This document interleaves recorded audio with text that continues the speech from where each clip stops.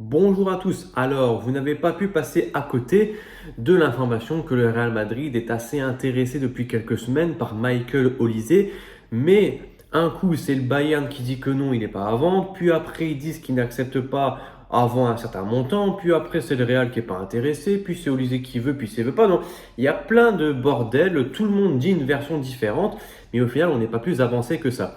Donc au final, on sait bien que Florentino, il aime bien le profil Olise, enfin, il aime bien à peu près tous les bons joueurs qu'il y a dans le monde, hein. Donc Olise qui sort d'une excellente saison au Bayern, hein, une trentaine de passes D, voilà, qui a fait une bonne Coupe du Monde au début, un peu moins bonne à la fin, mais bon, c'est parce qu'il va ralentir Florentino.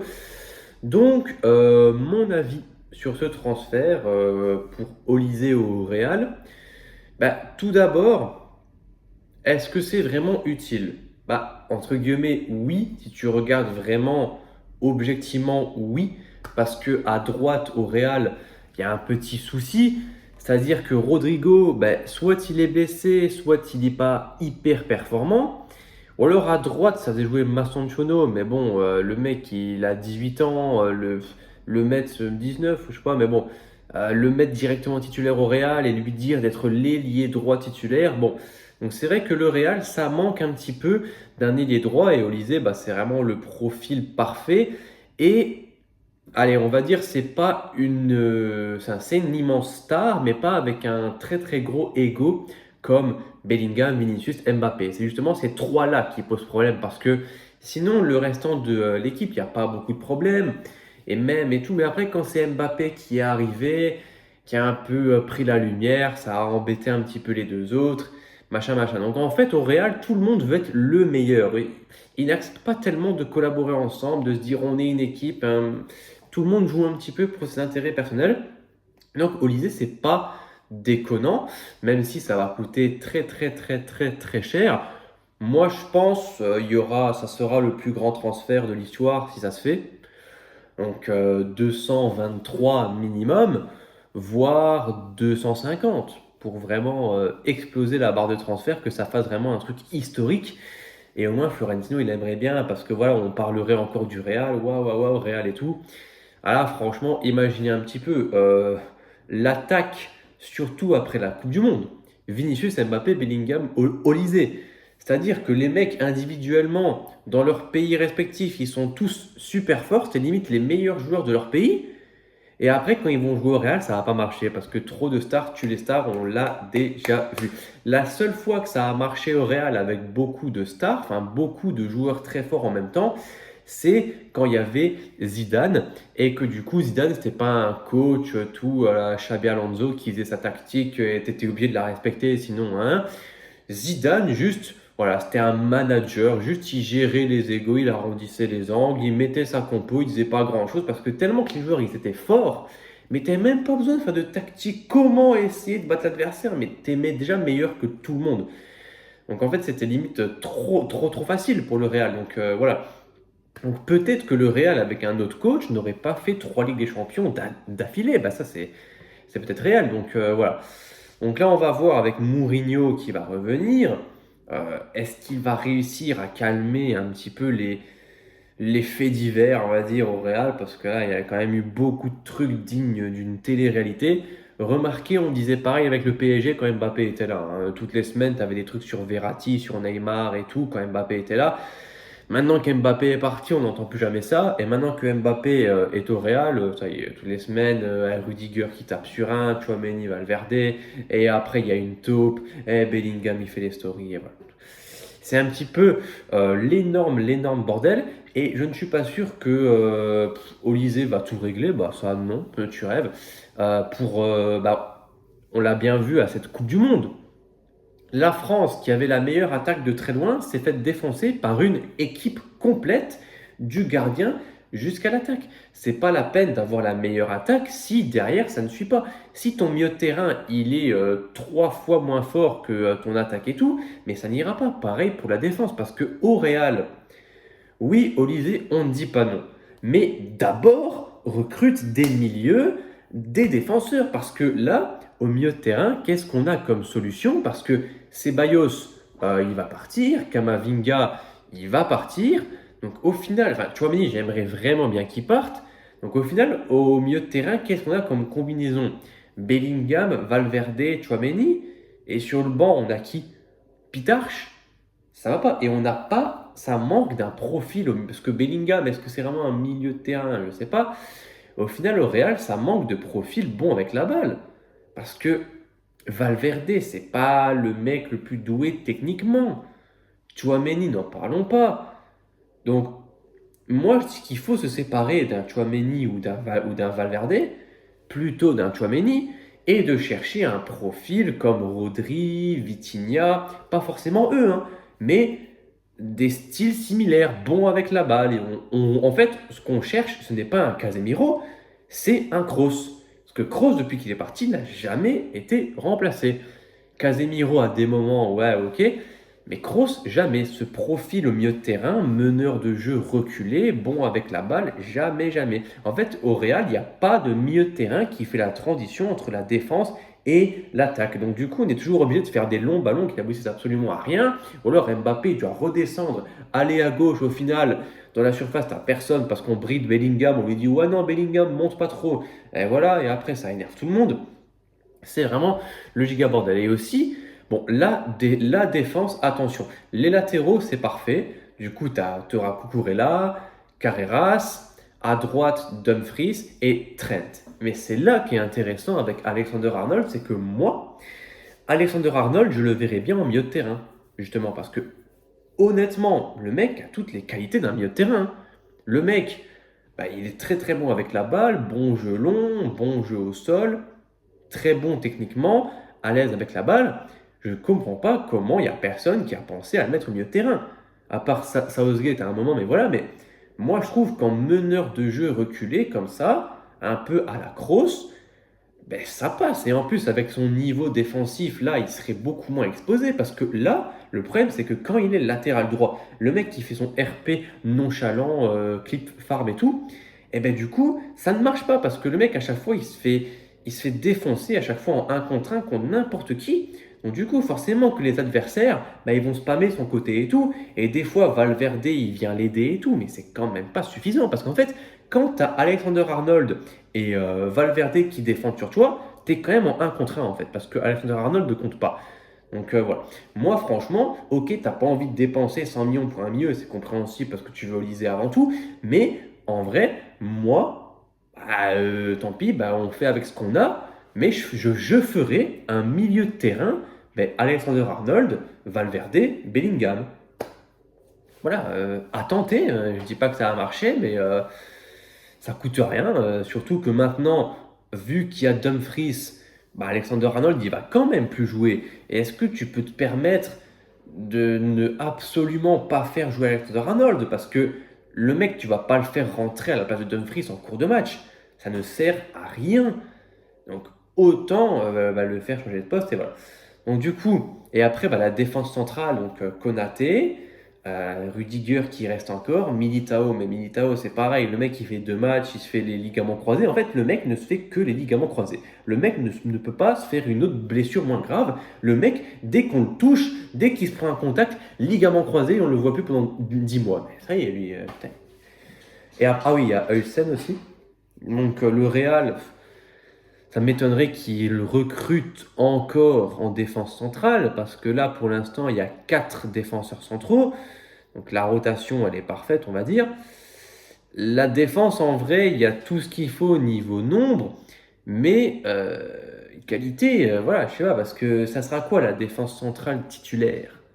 Konaté, Rudiger? Konaté, Heusen?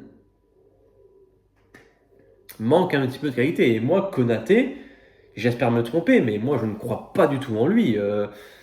Franchement, il n'est pas fort, hein. C'est pas vraiment un mec.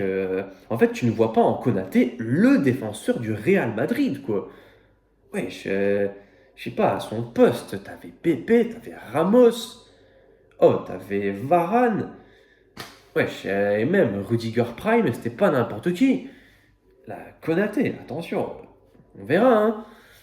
On verra. Quand tu vois que le mec dans la hiérarchie en équipe de France, il est derrière Maxence Lacroix, ah, c'est chaud dehors, hein. C'est chaud dehors. Mais en tout cas, donc au final, le Real Madrid avec Olise, qu'est-ce qui se passe en fait? Parce que Olise, c'est pas le seul truc qui pourrait un petit peu mettre de l'huile sur le feu, c'est également le cas Vinicius, parce que Vinicius, il lui reste 1 an de contrat. Le Real Madrid n'est pas contre de le prolonger, mais en fait, il n'y a rien qui se fait. Aucun des deux clans ne bouge, ne fait un pas vers l'autre.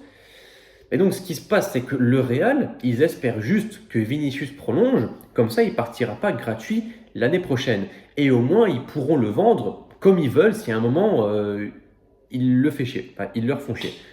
Mais Vinicius, bah, il n'est pas con. Parce que le mec, il se dit, bah, imaginons, je prolonge, ou alors je dis maintenant je veux partir. Parce que s'il dit maintenant je veux partir, bah, ils vont le vendre, et voilà. Alors que s'il reste un petit peu dans le flou, il dit, ah, je sais pas, peut-être je reste, peut-être je pars, on verra, on verra. Comme ça, au final, lui, vu qu'on ne sait pas, bah, il pourra partir gratuitement et avoir une très grosse prime à la signature pour lui. Parce que si, imaginons, un club met 150 millions pour lui, parce qu'il n'y aura pas moins pour Vinicius, bah, du coup, il aura une prime à la signature. Mais voilà, mais alors, si un club le prend gratuit, bah, il pourra facilement avoir une prime de quasiment 100 millions, étalée sur plusieurs années. Mais en tout cas, elle sera là pour lui. Donc, Vinicius, lui, a tout intérêt à rester dans le flou, à ne pas trop communiquer sur ça et à partir gratuitement s'il le veut l'année prochaine, s'il voit que rien n'est fait pour lui. Mais le Real a tout intérêt à ce que Vinicius prolonge pour eux et le vendre. Parce que si Vinicius il part gratuit, c'est waouh, c'est vraiment une énorme perte et bah, du coup tu ne partirais pas en bon terme. Et voilà.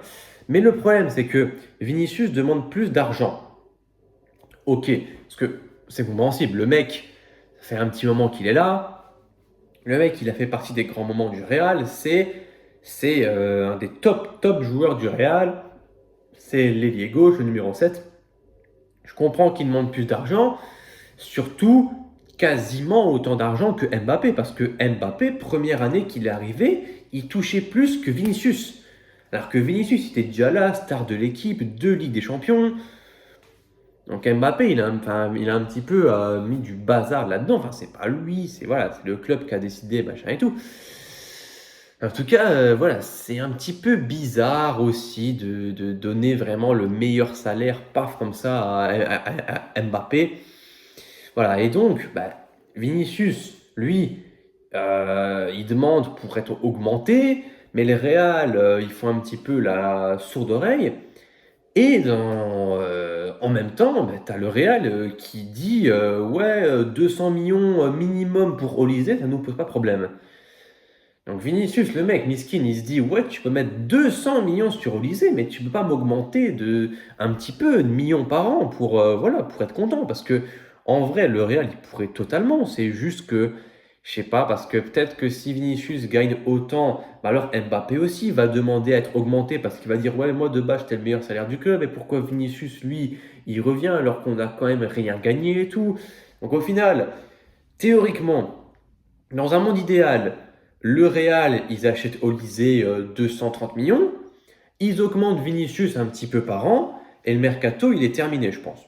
Peut-être qu'ils prendront un milieu de terrain, mais le Real, comme ils sont, enfin Pérez, comme il est un petit peu là-dedans, le mec ne veut pas prendre des mecs pas trop connus, mais quand même bons. Tu vois, genre des profils de joueurs de première ligue, pas connus, mais qui sont très bons. Mais Pérez, il veut pas. En fait, Pérez, il regarde les joueurs sur Ultimate Team, je pense. Il regarde, ah ouais, t'as pas 86 de notes, ah bah non, tu sors. Donc voilà, Pérez, il veut d'office une star et tout, même si il ne s'implante pas du tout dans le collectif, lui, il n'en a rien à foutre. Peut-être qu'il y a des bons profils qui correspondraient au milieu de terrain au Real, genre Angelo Stiller, mais Pérez, il va jamais vouloir. Il va se dire, mais c'est qui Stiller? Est-ce qu'il a 86 de notes sur Ultimate Team? Non, ben voilà. Donc voilà, le mec préfère mettre des gros chèques sur des grosses stars et tout. Et bah, on sait que Vitinha Neves c'est mort. Ça va tester Rodri, certainement. Mais bon, Rodri, ça va encore coûter combien? Et machin. Et Rodri, là, il va commencer à vieillir un petit peu. Il faut faire attention. Donc voilà. Donc au final, oui, ça se peut. C'est possible que tout le monde reste. Et voilà, de toute façon, tout le monde va au moins rester une saison parce que Mbappé va rester, Vinicius va rester, en vrai, parce que ça m'étonnerait vraiment que je vois un jour en ouvrant Instagram Vinicius, here we go, je sais pas où. Bizarre. Donc au final, le Real, je pense que pour les départs, c'est fini, même si il faudrait vraiment que des joueurs partent, parce qu'en attaque, il y a trop. Les Arda Güler, les Mastantuono, les Hendrick, les Gonzalo Garcia, les Rodrigo qui va revenir, et Brahim, et Olysée, et la Vinicius, et Mbappé. Waouh, waouh, waouh. Donc, normalement, Hendrick et Garcia, ils restent. Rodrigo, il reste. Brahim, on verra. Moi, je le garderai. Mastantuono, ça veut le faire partir en prêt. Voilà. On verra bien. Mais bon, moi, objectivement, mon avis sur Olysée, oui, je prends tous les jours. Ça ferait vraiment du bling bling de chez bling bling. Mais en vrai, tu peux pas te priver d'un joueur comme Olysée. Enfin, c'est tellement fort. Enfin, ça serait vraiment incroyable. Et surtout qu'on manque d'un très bon ailier droit depuis que Rodrigo il a un petit peu de mal, qu'il se blesse et tout. Mais bon, voilà. Après, tu auras encore l'ultime question Mbappé, Vinicius. Mbappé qui joue beaucoup à gauche, mais qui veut absolument, sur la feuille de match, être mis comme le buteur. Ça, c'est très chiant. Est-ce que Mourinho, enfin, quel compo va faire Mourinho? 4-3-3, vous allez me dire, il est obligé limite. Et du coup, est-ce que Mourinho va autoriser Bellingham à monter? Parce que dans ce cas-là, c'est pas grave que Vinicius et Mbappé jouent un peu dans la même zone. Enfin, si, mais si tu laisses monter Bellingham, ça va. Mais c'est un problème aussi, parce qu'en fait, ce qu'il y a, c'est que les deux jouent dans la même zone, mais ils ne combinent pas. Parce que si encore, à la rigueur, les deux jouaient dans la même zone, mais que ils aient des combinaisons et tout, et machin, là, ok. Mais là, c'est juste les deux, ils prennent la balle et ils vont au but et ils en ont rien à foutre. Enfin, voilà, c'est un peu triste. Mais bon, au final, Olysée, je pense que c'est un vrai plus pour le Real. Je ne pense pas qu'il va flop, hein, vraiment flop complet, le mec il fait plus rien. Je pense pas. Ça serait vraiment incroyable, franchement, je dis oui tous les jours. En plus, le plus gros transfert de l'histoire du foot, vous imaginez tout, la promotion, machin, machin. Mais du coup, Rodrigo dans cette histoire, le mec, déjà que là, il n'était pas tout le temps titulaire, alors là, tu lui mets un Olysée, mais c'est fini, hein. Le mec qui va demander à partir, c'est obligé. Ou alors, c'est vraiment qu'il est pas très malin parce que, bon, a priori, il va pas tourner avec Olysée, hein. Olysée, il est là, il bouge plus, hein. Voilà, voilà. Donc, à voir, mais moi je pense que oui, Olysée, je prends, mais la priorité du Real Madrid, vraiment, c'est pas vraiment ça. C'est l'une des priorités de trouver un ailier droit vraiment qualitatif. Mais en vrai, on a bien vu que les limites du Real, c'était au milieu de terrain, parce que Valverde et Tchouaméni, c'est pas possible. C'est pas des très très bons milieux de terrain, et on sait maintenant la place, l'importance qu'a le milieu de terrain aujourd'hui, de nos jours. Tu ne peux pas te permettre de te ramener avec un milieu de terrain un peu moyen. Tu dis, ouais, mais non, t'inquiète, on a une bonne attaque. Oui, mais il faut que les ballons, ils arrivent à ton attaque régulièrement. C'est pas genre une fois de temps en temps, on va faire un long ballon. Ouais, ils vont l'avoir de temps en temps, mais tu sais, il faut aussi que le milieu de terrain, il soit bon pour qu'il te distribue les ballons et qu'il te le donne et tout. Parce que sinon, qu'est-ce que ça te sert d'avoir 4 pélos devant qui ne reçoivent quasiment jamais de ballon? C'est bon, ils sont là pour faire joli. Donc voilà, hâte de voir ce que Mourinho va faire niveau coaching, manager. Qui va s'embrouiller en premier avec Mourinho? Ça aussi, ça va être vraiment le feuilleton parce que forcément, il y aura des embrouilles. Mourinho, il n'a pas sa langue dans sa poche. Mourinho, entre guillemets, il va plus prendre parti pour qui? Pour Vinicius? Pour Mbappé?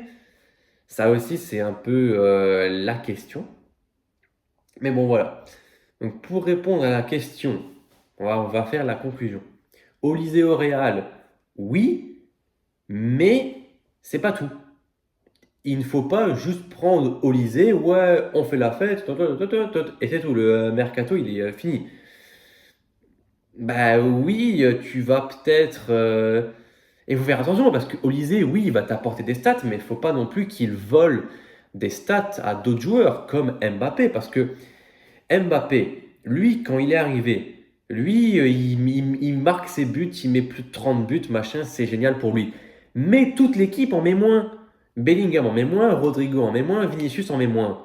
Alors que, à l'inverse, Cristiano Ronaldo, lui, il mettait 60 buts, mais les autres mettaient toujours quelques petits buts par-ci par-là. Un peu tout le monde avait sa dizaine de buts. Et ben là, c'est une vraie plus-value. Donc, il faut faire attention à ce que Olysée, s'il fait 25 passes D, une dizaine de buts, il faut faire attention à ce que le reste suive. Genre que Mbappé, il garde ses 30 buts, Vinicius, sa quinzaine de buts, Bellingham, dizaine de buts, parce que sinon, ça ne sert à rien. Sinon, si tu n'as que deux joueurs qui statent et que tout le monde est nul, bah, du coup, ça va juste faire pareil en fait. Donc ça, il faut faire attention aussi. Donc, Olysée, oui, ça va t'apporter des trucs et tout, mais moi, je pense que en l'état, si juste avec le mercato du Real et tout, machin, il est bien beau, Cucurella, Dumfries, tu prends Olysée, tu le mets au Real Madrid, pour moi, il ne gagne pas la Ligue des Champions. Hein. Pas du tout. Hein.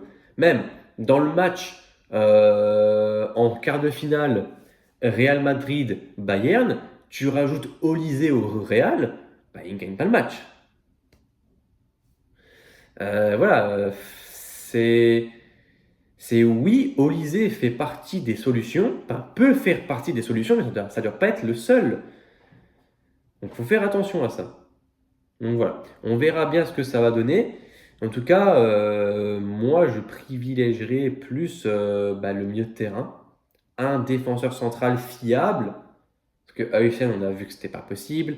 Asensio non plus. Militao non. Rudiger, ça a peut-être être sa dernière année au Real. Konaté, on va voir. Donc là, en fait, il y a un monde au Real. Il n'y aura aucun défenseur performant. Zéro.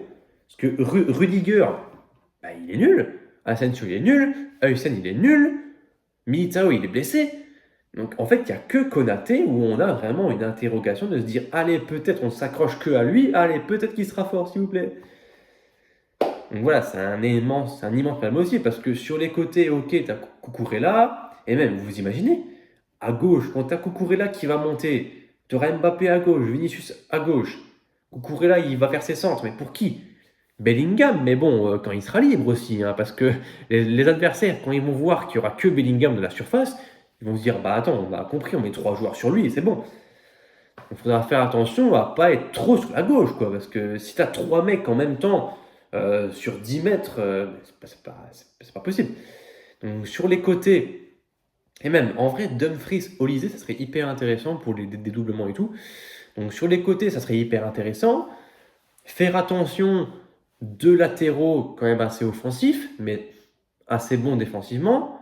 Mais l'axe, et j'ai peur, hein, parce que l'axe, quand tu as vraiment une bonne équipe qui va débarquer, tu devras compter sur Konaté, Rudiger, Tchouaméni et Valverde pour te défendre en fait. Parce que tu auras tout le monde qui sera devant et tout, qui fera leur jeu. Et voilà.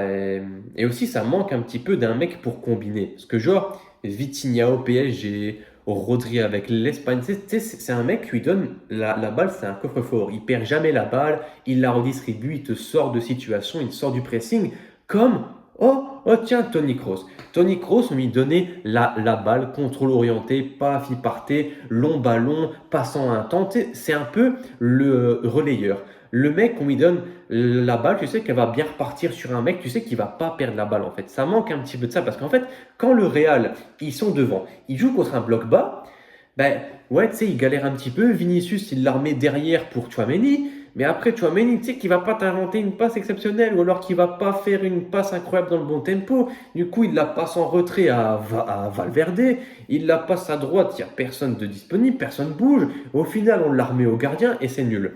Donc voilà. C'est pour ça que je dis qu'au Real, ça manque vraiment d'un milieu de terrain. Après, à tout moment, Mourinho, il met Olysée en 10, Bellingham en 8, on ne sait pas. Donc, faudra voir aussi. Mais donc, ne pas se dire, ouais, imaginez l'alliance Mbappé-Olysée. Attendez. On va voir, on va voir. Vous enflammez pas trop, moi je dis. Donc voilà, quand même hâte. Et ce que j'ai hâte surtout, c'est que si Olysée signe vraiment, bah, les premiers matchs, les premiers matchs avec tout le monde aligné, qu'est-ce que ça va être? Qu'est-ce que ça va donner? Est-ce que ça va être statique? Est-ce que ça va être vraiment nul? Ou alors ils vont tout péter 4-0 sur le premier match? Je pense pas. Allez, en tout cas, on verra bien. Enfin, en tout cas, nous, à notre niveau, qu'est-ce qu'on peut faire? On a beau dire ce qu'on veut. C'est au final à eux que revient le dernier mot. Donc voilà. Olysée au Real, pour moi, c'est oui, mais pas que lui. Allez, au revoir.